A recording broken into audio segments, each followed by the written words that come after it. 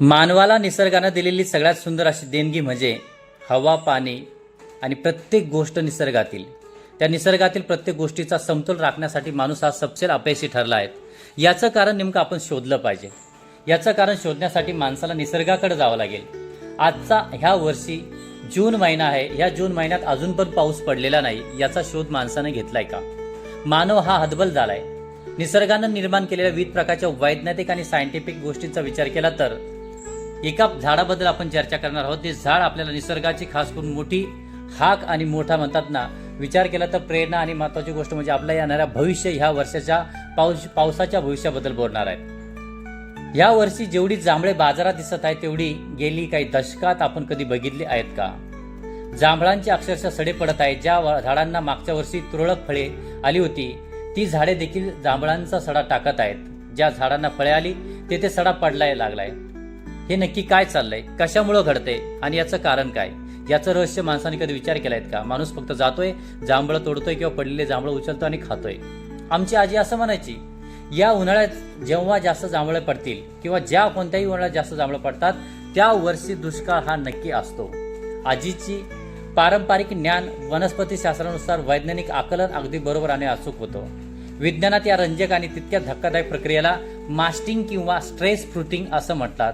म्हणजे झाडांनी स्वतःला संपून जास्तीत जास्त फळं देण्याच्या शेवटच्या प्रक्रियेला कधी कधी किंवा प्रयत्नाला सुसाईड फ्रुटिंग किंवा बंपर क्रॉप देखील सुद्धा म्हटलं जातं. कारण लक्षात ठेवा, जेव्हा जेव्हा निसर्गाचा असमतोल बिघडत असतो तेव्हा तेव्हा झाडे किंवा प्राणी पक्षी हे माणसापेक्षा वेगळं कार्य करत असतात. निसर्गाला बॅलन्स ठेवण्याचा प्रयत्न करत असतात. मग नेमके हे नक्की काय आहेत? या मागचे विज्ञान काय सांगते ते आपण सोप्या भाषेत आजच्या या व्हिडिओमध्ये बघणार आहोत. नमस्कार, मी प्राध्यापक विजय सोनवणे. आपल्या सर्वांचं मोटिवेशनल गुरुजीमध्ये हार्दिक स्वागत. आजच्या व्हिडिओला लाईक करा, शेअर करा आणि तुमच्या मित्रांना पाठवा आणि सबस्क्राईब सुद्धा करा. यातला पहिला पॉईंट म्हणजे याच्या मागचं विज्ञान काय?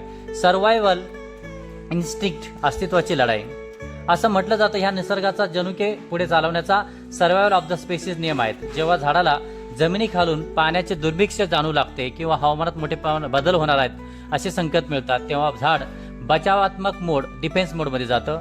झाडाला जाणीव होती की कदाचित पुढील काळात आपण जगू शकणार नाही. अशा वेळी स्वतःला वाचवण्याऐवजी आपल्या प्रजाती पृथ्वीवर टिकून राहावी म्हणून झाड आपली संपूर्ण ऊर्जा बिये, फळे तयार करण्यासाठी वापरतं. कल्पना करा, माणूस आपल्या स्वतःच्या पिढीसाठी, आपल्या स्वतःच्या समाजासाठी, व्यक्तीसाठी, मानवासाठी करतायत का? परंतु झाड आपली स्वतःची पुढची पिढी वाचवण्यासाठी प्रयत्न करतं आणि यालाच डिफेन्स मोड म्हणतात. दुसरे म्हणजे नवीन पाने आणि फांदीवरती पूर्ण बंदी येते. म्हणजे अशा वर्षामध्ये लक्षात ठेवा, जेव्हा खूप फळे येत असतात, जांभूळ येत असतात तेव्हा झाडं नवीन पालवी फुटणे किंवा फांद्या वाढवणे पूर्णपणे थांबवते. कारण नवीन पानांना जगवण्यासाठी जास्त पाणी आणि अन्न लागतं. झाड ती ऊर्जा वाचून फक्त आणि फक्त जांभळाच्या उत्पादनावर वाढवण्यावर लक्ष केंद्रित करतं. यामुळे मागच्या वर्षी ज्या झाडांना तुरळक फळे होती ती झाडेही यंदा फळांनी डावरून गेलेली आहेत. याचं कारण एकच आहे, हा डिफेन्स मोड असून नवीन पाने व फांद्यांवरती बंदी घालून जास्तीत जास्त विचार केला तर बियांवरती लक्ष झाड देत असतं. म्हणजे आपली पुढची पिढी तयार होईल. तिसरं, भाग्येत आणि विज्ञान याचा संबंध विचार केला तर आमच्या आजीचं भाग्येत आणि विज्ञानाचा संबंध केला तर हा दुष्काळाचा संबंध आहे. आजीचे निरीक्षण अगदी अचूक आहेत. कारण वनस्पती हवामानातील बदलांना मानवापेक्षा खूप आधी आणि संवेदनशीलतेने ओळखतात. जांभळाचे मूळ म्हणजे सोटमूळ, त्याला टॅपरूट इंग्लिशमध्ये म्हणतात, ते जमिनीच्या अगदी खोल थरापर्यंत असते. जेव्हा भूगर्भापर्यंत पाण्याची पातळी कमालीची खालवते, एकदम खालून जाते भूगर्भामधील, तेव्हा या मुळांना ताण, वॉटर स्ट्रेस जाणवतो. हा पाण्याचा ताण म्हणजेच येणाऱ्या दुष्काळाचे किंवा कडक उन्हाळ्याचे संकेत असतात. म्हणून ज्या वर्षी उन्हाळ्यात जांभळांचा असा अभूतपूर्व सडा पडत असतो किंवा खास करून विचार केला तर निसर्गाचा भविष्यातील कोरड्या कालखंडाचा इशारा असतो. म्हणजे लक्षात ठेवा, जांभळाचे जे सोटमूळ किंवा टॅपरूट असतात एकदम खोलवर जमिनीमध्ये गेले असतात, जिथं पाण्याची एकदम पातळी कमालीची म्हणजे एकदम खालवते, तेव्हा नक्कीच झाडे काय करत असतात, स्वतः दुष्काळाचे संकेत देत असतात.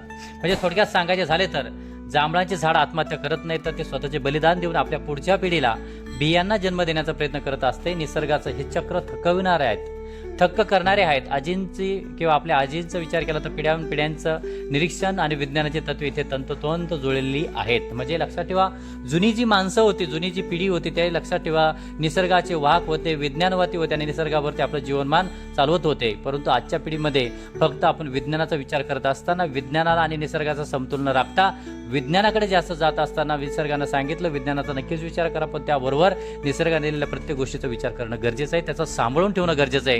यंदा जांभळांचा आस्वाद नक्की घ्या, पण निसर्गाने दिलेल्या दुष्काळाच्या संकेताकडे गांभीर्याने बघून पाणी आणि संसाधनांचा वापर जपून करणं गरजेचं आहे, हेच यातून दिसतं. म्हणजे लक्षात ठेवा, ह्या वर्षी जांभळांचा सडा हा नक्कीच लक्षात ठेवा आपल्याला दुष्काळाचे संकेत देत आहेत. आणि संकेत देत असता आपण प्रत्येकाने विचार केला पाहिजे की झाडं कशा प्रकारे आपल्याला वैज्ञानिकदृष्ट्या संकेत देतात आणि आपल्याला प्रेरणा देत असतात. अशाच प्रकारच्या व्हिडिओ बघण्यासाठी आमचं चॅनल मोटिवेशनल गुरुजीला सबस्क्राईब करा, शेअर करा, लाईक करा. आणि महत्त्वाची गोष्ट म्हणजे पाणी जपून वापरा. पाऊस हा येईल किंवा नाही हा पुढचा भाग आहे, परंतु आत्ता जे पाणी असेल त्याला नक्कीच जपून वापरा. निसर्गानं दिलेल्या प्रत्येक गोष्टीला जपून वापरा आणि एक तरी झाड ह्या वर्षी लावा. आणि त्या झाड लावू नका फक्त, तर त्याला खास करून संगोपन करा, त्याला मोठं करा. धन्यवाद.